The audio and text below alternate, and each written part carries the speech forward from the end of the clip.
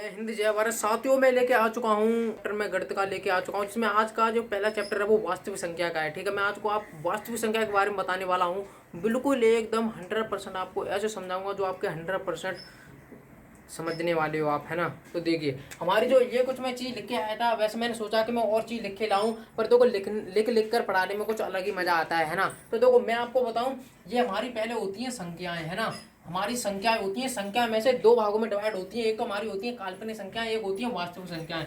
एक हमारी काल्पनिक संख्या, एक होती है हमारी क्या, काल्पनिक संख्या, एक वास्तविक संख्या। अब आप कहेंगे ये समझा तो दो काल्पनिक संख्या क्या होती है। तो देखो मैं आपको बताऊं, बिल्कुल अच्छे से, बिल्कुल आराम आराम से समझाऊंगा। देखो, जो काल अगर रूट के अंदर में माइनस में कोई संख्या लिखी है, ये 11th में, आप 11th में पढ़ोगे, है ना। मैं भी 11th क्लास में हूँ, पर 10th का पढ़ा रहा हूँ। ठीक है, तो देखो अगर रूट में कोई माइनस में रूट -5 3 और रूट -4, अगर ऐसे कोई संख्या लिखी है, यानी रूट में अगर कोई माइनस में संख्या लिखी है, ठीक है, तो वो क्या है, काल्पनिक संख्या है। ठीक है, अगर कोई संख्या रूट में माइनस में लिखी है तो वो काल्पनिक संख्या है ना।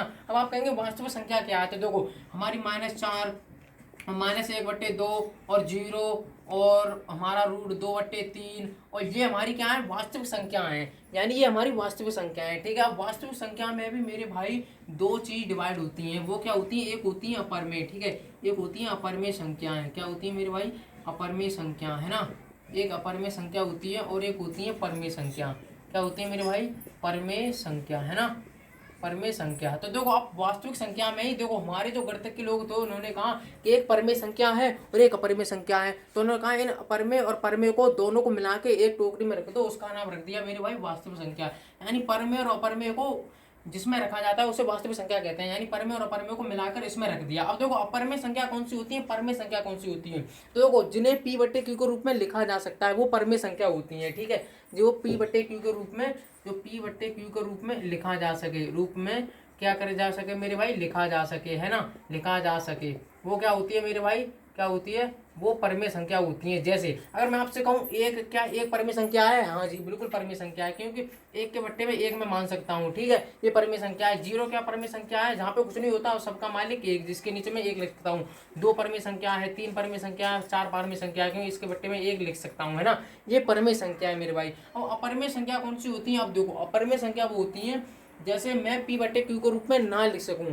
ठीक है, p/q के रूप में ना लिख सकूं। अब वो कैसे, अब देखिए वो भी समझाता हूँ। जैसे √2 है, √3 है, √7 है, √8 है। यानी अगर ऐसी कोई रूट में संख्या लिखी हुई है वो अपरमेय संख्या कहलाती है। ठीक है मेरे भाई, वो क्या कहलाती है, अपरमेय संख्या। ठीक है, आप कहेंगे इसके बट्टे भी मैं एक लिख सकता हूँ, क्या ये परमेय संख्या नहीं हो सकती, नहीं हो सकती, क्योंकि ये तो भाई मेरे परमेय है पर ये अपरमेय नहीं है। ये तो पूर्णांक है पर ये पूर्णांक नहीं है, तो ये हमारी क्या होगी भाई, ये हमारी अपरमेय संख्या होगी, है ना। आई होप आपको समझ में आया होगा। ठीक है, तो देखो अब जो -4 है, -1/2 है, 0 2/3, देखो ये परमेय, देखो ये तो परमेय है, ये भी परमेय है, और ये भी मेरे भाई क्या है, परमेय है, और ये अपरमेय है। तो अपरमेय और परमेय को वास्तविक संख्या में रख दिया, उसका नाम रख दिया मेरे भाई वास्तविक संख्या। यानी इन दोनों परमेय और अपरमेय को मिलाकर एक टोकरी में रख दिया, उस टोकरी का नाम रख दिया मेरे भाई क्या, वास्तविक संख्या, है ना। इसे ही वास्तविक संख्या कहते हैं, रियल नंबर, इसे इंग्लिश में रियल नंबर कहते हैं, है ना। आई होप आपको समझ में आया होगा। ठीक है, अब देखो अब परमेय संख्या कौन सी होती है, हम पहचानेंगे कैसे कि परमेय संख्या कौन सी होती है, परमेय संख्या कौन सी होती है। देखो ठीक है, एक हमारी होती है शांत, है ना। देखो अब मैं समझाता हूँ, एक हमारी होती है शांत, एक हमारी होती है शांत। शांत कौन सी होती है, शांत वो होती है मेरे भाई, देखो जो कोई भी संख्या अगर जैसे डेसिमल के बाद वो वहीं पे स्टॉप हो जाए, यानी वो संख्या डेसिमल के बाद जाए ना, रिपीट ना हो बार बार। जैसे अगर मैं आपसे कहूँ कि 2 का, जैसे मैंने आपसे कहा कि जो है कि जैसे कोई संख्या होती है 2.3 के बाद, यानी ये यहीं पे रुक गई संख्या। ठीक है, कोई संख्या होती है तो पूरा पूरा डेसिमल के बाद पूरा भाग चला जाता है उसमें, है ना, फिर वो आगे रिपीट नहीं होती है। ठीक है, जैसे एक संख्या होती है, अब देखो ये तो हमारी शांत है ना। अब देखो एक होती है अशांत, है ना, एक होती है शांत और एक होती है मेरी भाई अशांत। क्या होती है, एक होती है मेरे भाई अशांत, है ना। अब अशांत में भी दो डिवाइड होते हैं मेरे भाई, एक होती है अशांत अनावर्ती, एक होती है मेरे भाई अशांत आवर्ती, यानी उसकी बार बार आवृत्ति हो रही है मेरे भाई। ठीक है, अशांत आवर्ती, और एक होती है अशांत अनावर्ती। क्या होती है मेरे भाई, अशांत अनावर्ती, है ना, अनावर्ती। अब देखो अशांत अनावर्ती और शांत आवर्ती में अंतर क्या है, देखो अब ये तो शांत है। शांत का मतलब ये है कि अगर मैं जैसे कोई संख्या है, अगर मैं उसे डिवाइड कर रहा हूँ तो वो डेसिमल के बाद फिर वो आगे डिवाइड ना हो, यानी वहीं पे स्टॉप हो जाए, है ना। जैसे कोई संख्या हम देखते हैं, भाग देते हैं, तो वो डेसिमल के बाद फिर पूरी पूरी चली जाती है। ठीक है, वहीं पे वहीं भाग खत्म हो जाता है। ठीक है, वो शांत शांत होती है। अब वो कहेंगे आप वो कैसे होती है, तो देखो अगर जैसे मैं आपसे कहूँ कि आप एक काम कीजिए, जैसे 5 में देखो 2 का भाग दीजिए, ठीक है। तो देखो 2 का भाग कर मैं 5 का दूंगा तो 2 दूनी मेरे भाई कितना होगा 4 होगा। अब यहाँ पे कितना बचा 1, ठीक है। अब यहाँ पे मैंने डेसिमल लगाया, ठीक है। डेसिमल लगाने के बाद एक जीरो मैंने यहाँ पे ले लिया और 2 पंजे 10, यानी अब ये क्या है मेरे भाई देखो, अब ये पूरा पूरा भाग चला गया।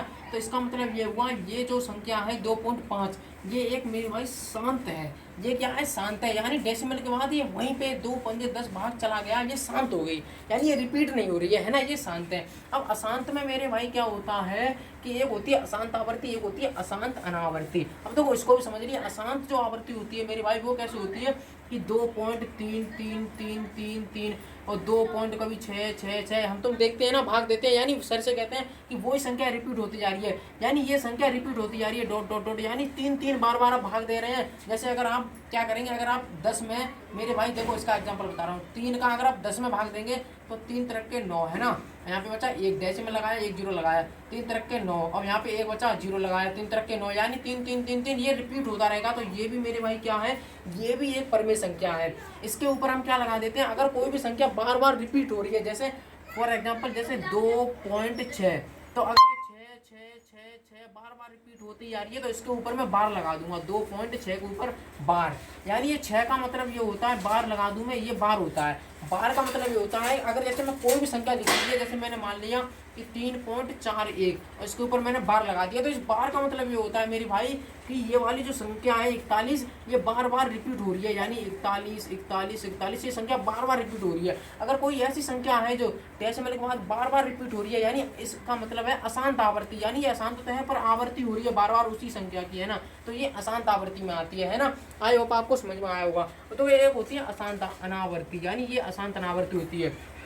अशांत अनावर्ती होती है वो कैसे होती है, देखो अगर कोई संख्या अगर है जैसे 0.110 फिर ये 100 फिर ये 1001 डॉट डॉट, कोई ऐसी संख्या हो यानी पहले तो 10 फिर 100 फिर 1001 फिर 1000 फिर 10001, यानी ऐसे बार अगर वो संख्या रिपीट हो रही है तो वो अशांत अनावर्ती होती है और वो संख्या अपरिमेय संख्या होती है ना। क्या होती है मेरे भाई, अपरिमेय संख्या। इसका एक और उदाहरण बता रहा हूँ, जैसे अगर कोई संख्या है, जैसे मान लीजिए गणित में आपके 10th में दिया हुआ है कि 43 पॉइंट अगर कोई संख्या है 12 120 है, फिर वो कितने हो गया 1200 हो गया, फिर कितना हो गया मेरे भाई 12000 हो गया, यानी डॉट डॉट ऐसे ही अगर संख्या चल रही है, पहले 120 फिर 1200 फिर 12000 फिर 1,20,000, फिर ऐसे अगर संख्या रिपीट हो रही है तो वो अपरिमेय संख्या होती है मेरे भाई। क्या होती है, अपरिमेय संख्या। ठीक है, आई होप आपको समझ में आया होगा। अब देखो अगर ऐसी कोई संख्या रिपीट हो रही है, पहले 120 फिर 1200 फिर 12000, अगर ऐसी 1,20,000 और आगे अगर रिपीट हो रही है तो वो क्या संख्या होती है, वो हमारी अपरिमेय संख्या होती है। अगर कोई ऐसी संख्या है जैसे अगर मान लीजिए 0 पॉइंट कितनी हमारी 100 फिर हमारी कितनी 1001 फिर हमारी कितनी 10,001, अगर वो यहीं पे रुक जाती है ऐसी संख्या, अगर वो यहीं पे स्टॉप हो जाती है तो वो परमेय संख्या होती है। और अगर ऐसी कोई संख्या बार चल रही है, यानी 12 120 1200 1200 ये ऐसी अगर कोई संख्या चल रही है और डॉट रिपीट हो रही है मेरे भाई चल रही है, तो उसे अशांत अनावर्ती कहते हैं, यानी इसकी अनावर्ती हो रही है, अशांत अनावर्ती कहते हैं। ठीक है, आई होप आपको समझ में आया होगा, है ना। ऐसी कोई संख्या चल रही है तो उसे क्या कहते हैं मेरे भाई, उसे अशांत अनावर्ती कहते हैं। ठीक है, तो आई होप आपको समझ में आया होगा। अब देखो परमेय संख्या कौन सी होती है, आपको समझ में तो आया होगा, P/Q के रूप में लिखा जा सके, जहाँ Q = 0, यानी Q 0 नहीं होना चाहिए मेरे भाई, Q जो है वो 0 नहीं होना चाहिए। Q जो